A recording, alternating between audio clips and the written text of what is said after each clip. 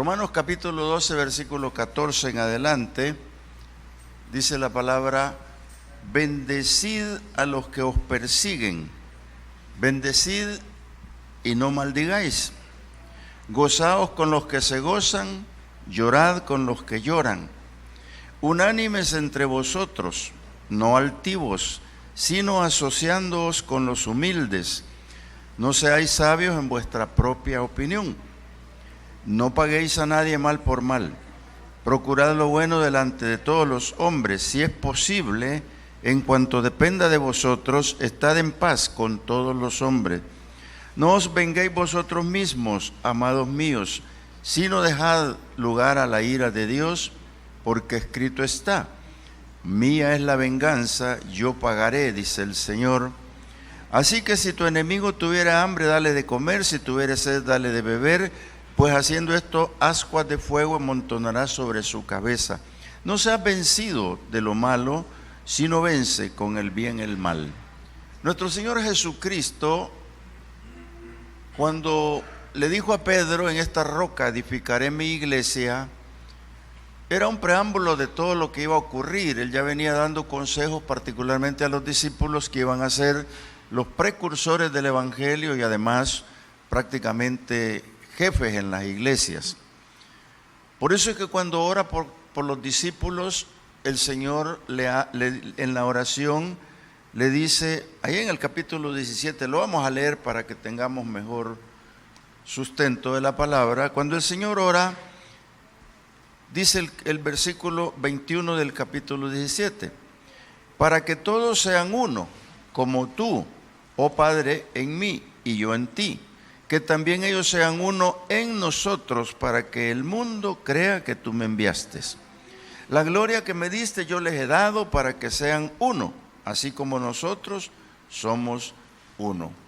Mire qué lindo, porque más adelante Pablo escribe a los Efesios y les dice que él constituyó apóstoles, evangelistas, maestros y todo lo que escribió sobre el ministerio.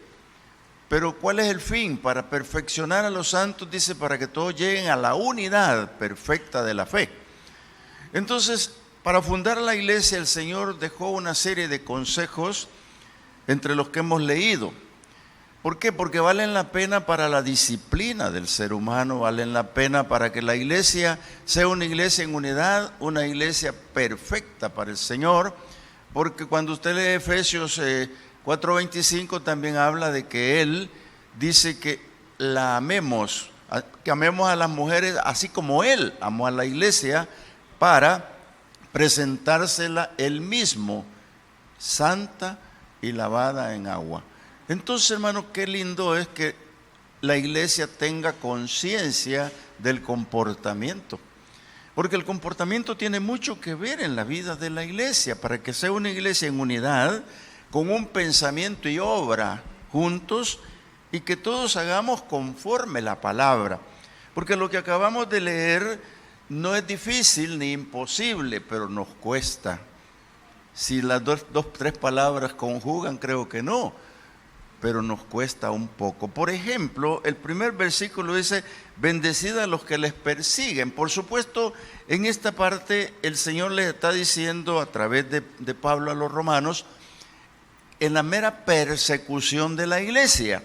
¿Qué es lo que la iglesia hacía cuando la perseguían? Primero se escondían, ¿verdad? Iban a las catacumbas, andaban para allá y para acá. Pero lo que el Señor ha hecho con esta palabra es advertirnos por una próxima persecución que será y ocurrirá. Eso no nos tiene que afligir, porque hay quienes, hermanos, esperan esa persecución para poder demostrar que llevan las marcas de Cristo. Dice que amigos míos evangelistas allá por los años, hace unos 20 años, cuando íbamos a evangelizar, me decía: yo quisiera que me metieran preso por la palabra. Y así nos ofrecieron una vez en Ataco meternos presos, pero no lo hicieron. Y que nos venga a sacar la directora en la noche, ya tarde aquí, pero no lo hicieron. Pero yo después analizaba eso que decía, por el amor de la palabra. Cuando el Señor dice: bendigan a los que los persiguen. Imagínense que la persecución de aquel tiempo era de muerte, porque a unos los crucificaron, a otros que no hicieron, ¿verdad? Con flechas los mataban en las hogueras. Entonces, ¿cómo van a bendecir a alguien así? Pero aquí está la palabra clave, cuando el Señor nos dice que nosotros tenemos que bendecir a pesar de. Yo siempre he creído que la iglesia debe estar preparada para soportar lo que venga.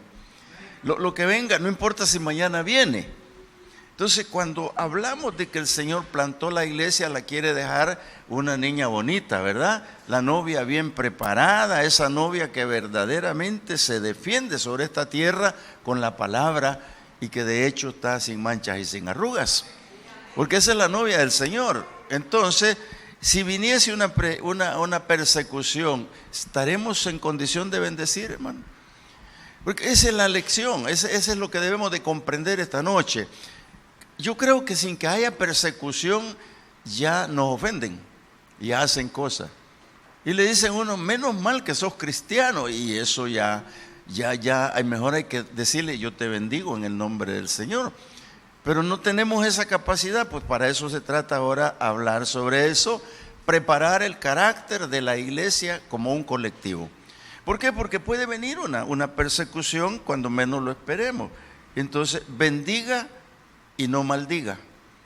Hay un paréntesis ahí, ¿verdad?, que podríamos formar.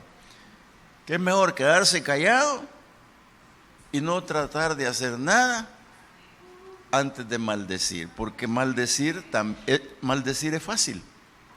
Y uno lo hace a veces tiene que pedir perdón en un rato más porque dice, no lo debería haber hecho, pero ya lo hice. Jesús nunca hizo eso, por eso Pablo nos está mandando aquí a no maldecir, sino bendecir. La otra parte dice que nos gocemos con los que se gozan y lloremos con los que lloran. Aquí hay mucha tela que cortar y muchas cosas que decir, pero consejo para la iglesia oportuno es ese.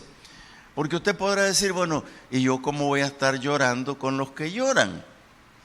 ¿Y cómo me voy a estar riendo con los que se ríen? Mire, es bien sencillo lo que el Señor quiere decir.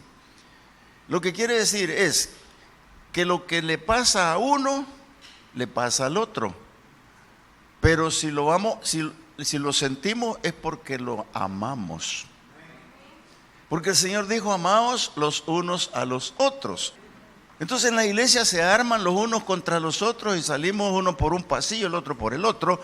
Hermano, ese es el consejo que no debemos de tomar, esa distancia.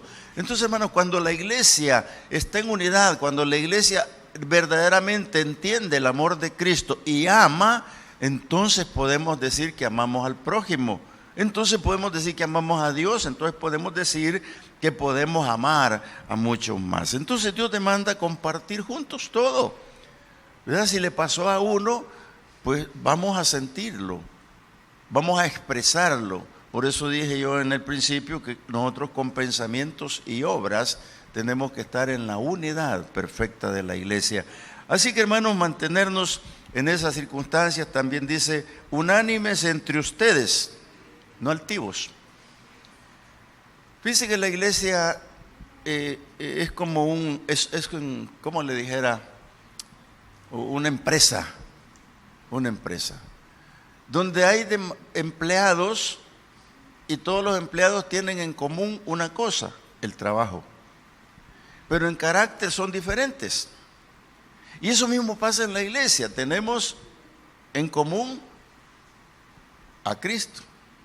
Y la palabra común no debería ser, pero en pensamiento común, por decirlo así, nuestra doctrina, la iglesia. Pero somos de caracteres diferentes. Y eso es lo que perjudica. Por eso dice acá que nosotros, debemos de estar unánimes entre nosotros, no altivos. Porque en las iglesias cuando hay divisiones, el fenómeno primero es que unos no se llevan con los otros porque son de un estrato social y el otro es de otro estrato social. En la iglesia de Dios eso no existe. Aquí somos ricos, es cierto, pero en el espíritu. Porque si somos ricos en el espíritu, toda la iglesia, aquí hay milagros, sanidades, aquí va a haber un engranaje perfecto de amor en todos los ministerios y todo caminaría como un vapor, un barco de velas con viento en popa. Eso es lo lindo de esto, hermanos, porque los consejos están dados acá para el pueblo, para nosotros, para que los hagamos, para que vivamos esto en la realidad.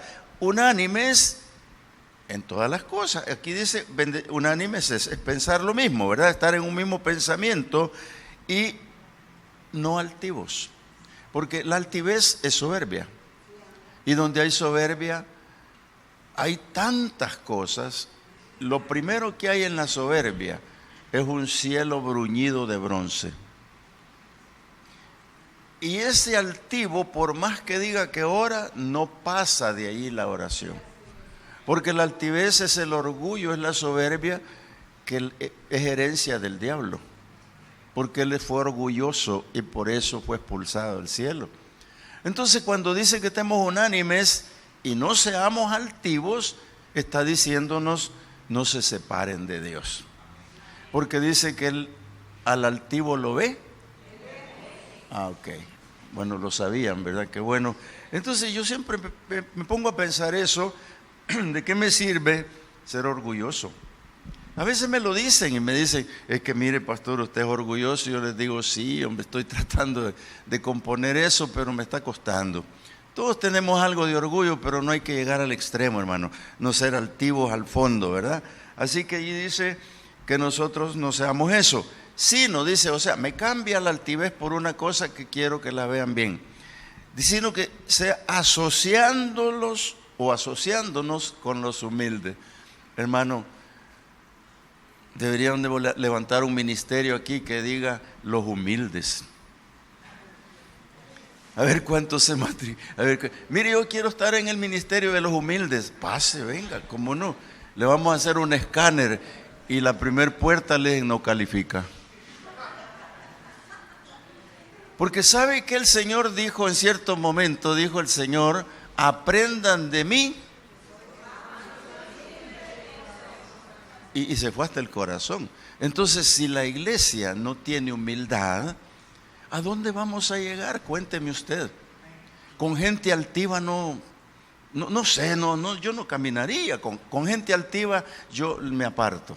Yo me voy por un lado y le soy honesto, no quiero encontrarme con ellos. Porque la altivez es ver el orgullo del diablo, hermano, es imitar al diablo. Entonces aquí dice que yo me asocie con los humildes. Yo quiero ser socio de los humildes, porque todavía no he aprendido a ser humilde como Dios quiere. Entonces la iglesia debe aprender a ser humilde, hermano. Sabe que no hay que andar diciendo que es humilde, porque nosotros tenemos esa costumbre, yo me la estoy quitando, que a veces hasta le regalan a uno una cosita y le dicen: mire, se la doy con toda humildad. Yo me le quedo viendo al regalo y a la persona, ¿verdad? Y digo: ¿será verdaderamente con humildad? Porque así le dicen a uno. Entonces, yo descubrí que cuando usted diga que es humilde, deja de serlo. Mejor espere que le digan que usted es humilde. Y si le preguntan que está en la sociedad de los humildes, sí, pertenezco a la iglesia Josué. Diga, lo más sencillo, ¿no? ¿O no? ¿No le pareció bien? Sí, porque la iglesia Josué tiene buen testimonio. Tiene el testimonio de Cristo, que es lo mejor, hermano. Si no hay por dónde equivocarse. Entonces dice la palabra que me asocie con los humildes y que no sea sabio en mi propia opinión. Ese es otro tema. Pero el 17 dice: no paguéis a nadie mal por mal. Aquí ya entra, hermanos, la parte difícil de manejar, como lo es erradicar la venganza. ¿Cuándo aparece la venganza en la persona? Parece que no la tuviera, parece que no la siente, parece que no la conoce. Pero cuando nos hacen algo, es lo primero que aparece y no sabemos de dónde viene. De los pies no viene, pero viene del pensamiento, no sé de dónde pueda venir. Por eso Romanos dice: no te conformes a este siglo, sino antes dice que yo renueve mi entendimiento. Si yo no renuevo el entendimiento constantemente por la palabra, no entiendo cuál es la voluntad perfecta de Dios. Entonces, cuando uno se busca renovar el entendimiento, a través de la palabra, se da cuenta de que la venganza está no internamente, está a flor de piel.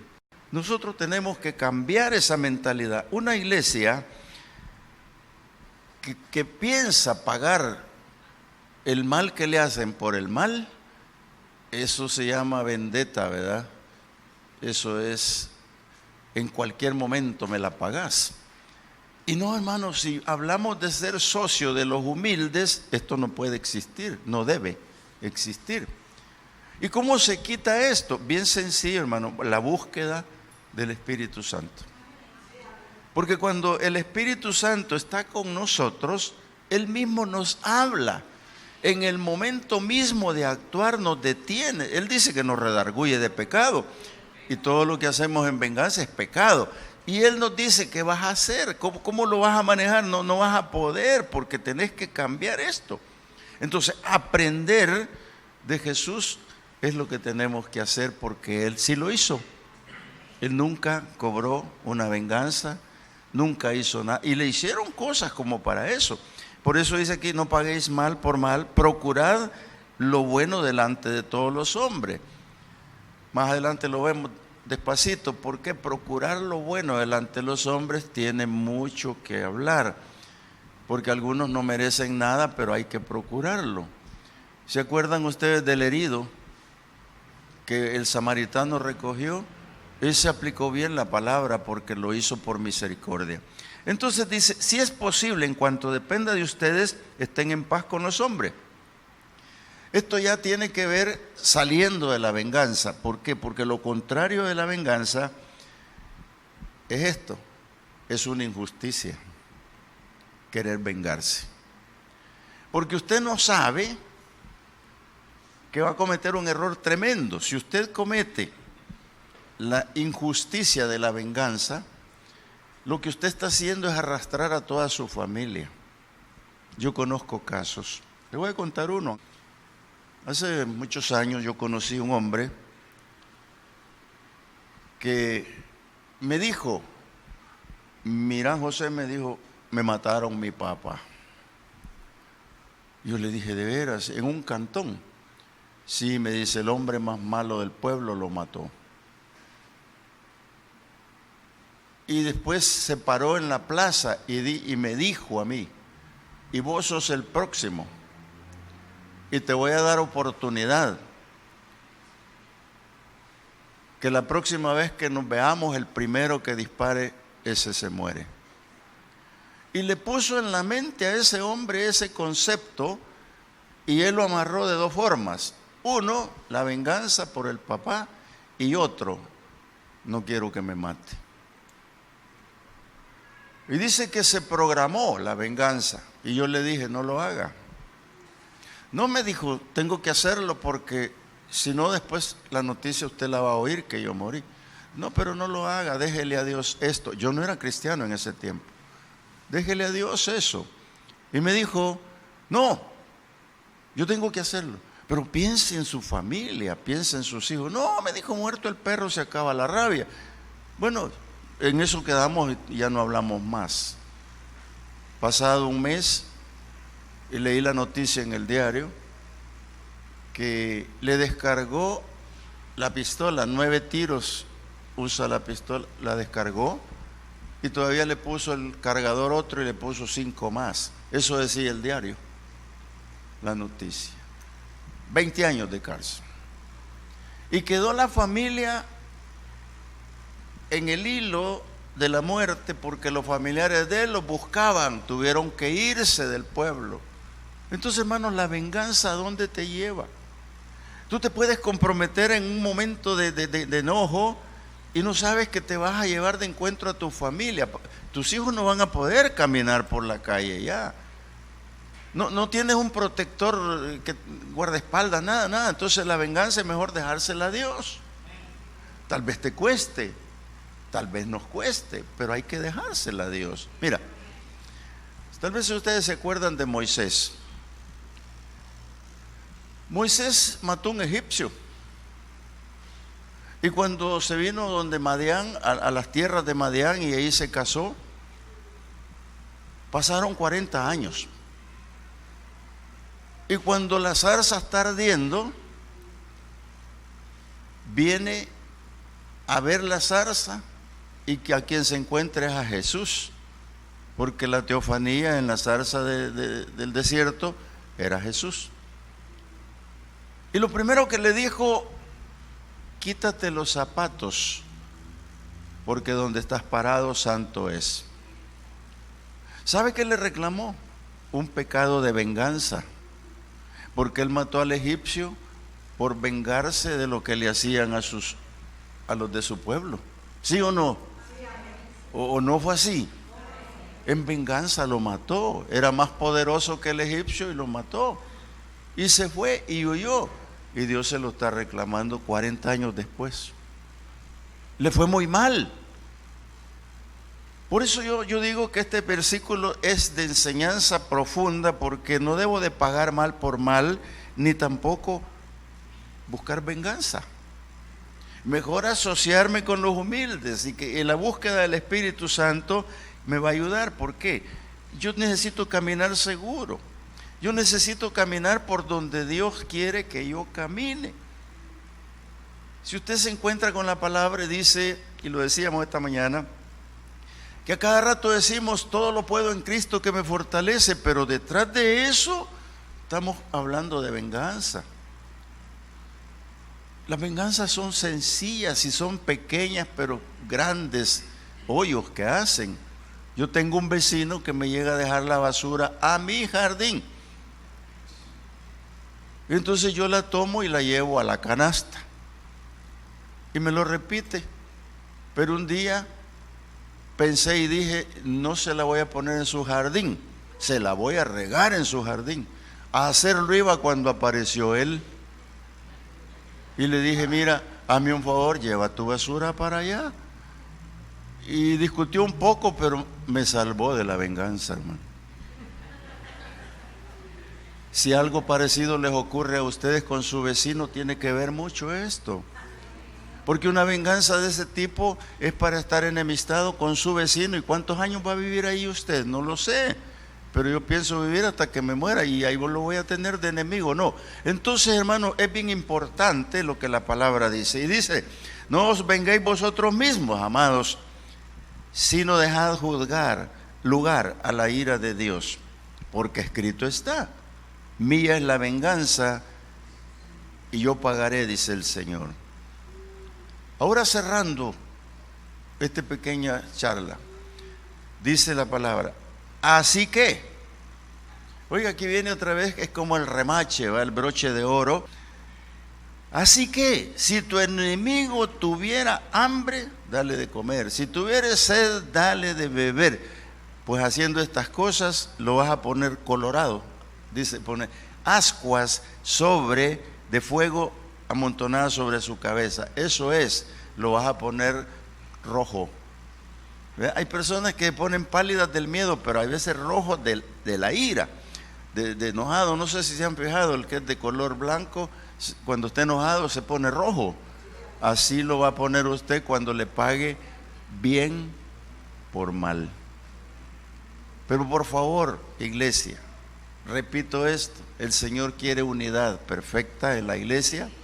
Y los consejos morales son para esto, para que tenga una iglesia de testimonio, una iglesia que en este pueblo tenga valor. Cuando ahí vienen los evangelistas de Josué, hay que oírlos. Mire qué belleza, ¿verdad?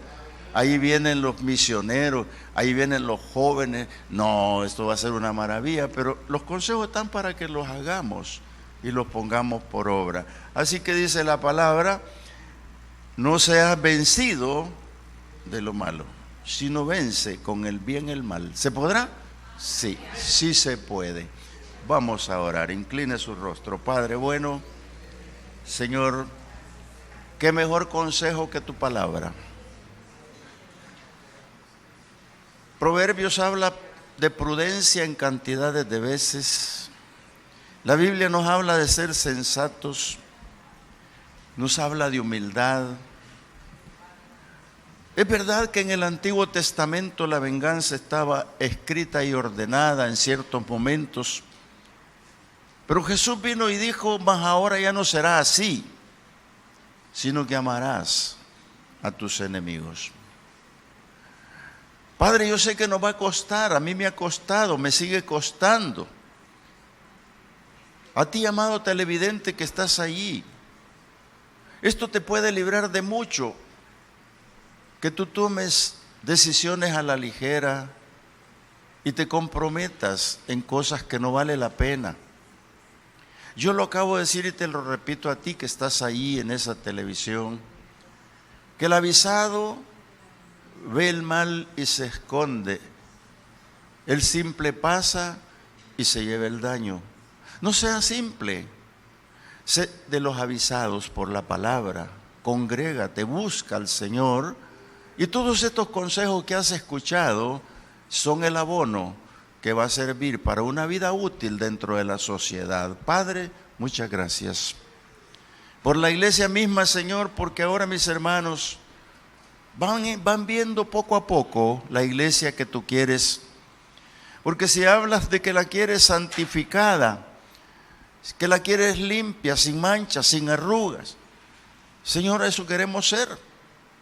Eso queremos ser, Señor, y asociarnos con los humildes, dejar la altivez por un lado, bendecir cuando nos maldicen, Señor. Ayúdanos, Señor, a ser como tú. Permítenos, Señor, educar a nuestros hijos de esa misma manera. Ayúdanos, Dios mío, a caminar con pies de plomo, Señor, cuando tenemos que ir despacio. Señor, muchas gracias, porque el apóstol Pablo, a través de su palabra, educaba a las iglesias y les daba, Señor, esta palabra que viene de lo alto. Les daba esta palabra, Señor, que era para ser prudentes, que servía para ser educado, que servía, Señor, para corregir, para caminar, Señor, contigo. Y esta noche, Señor, yo te ruego por este pueblo que está aquí, Señor, que venimos los viernes, Señor, quizás por un milagro, venimos por sanidad, venimos por un consejo, venimos por exponer nuestras situaciones, pero también nuestra moral tiene que ver algo y mucho, porque no podemos orar siendo altivos, no podemos orar si no estamos asociados con la humildad. No podemos orar si estamos devolviendo mal por mal. No vamos a poder tener una comunicación contigo, Señor, si despreciamos al prójimo. Por eso esta noche, Señor, al orar yo te ruego por este pueblo, que le permitas saber hacer cambios sustanciales en su vida, movidos por el Espíritu Santo, movidos en la búsqueda, Señor, de una llenura de tu Espíritu. Oh Dios amado, ellos también están bajo la promesa. Regálale los dones.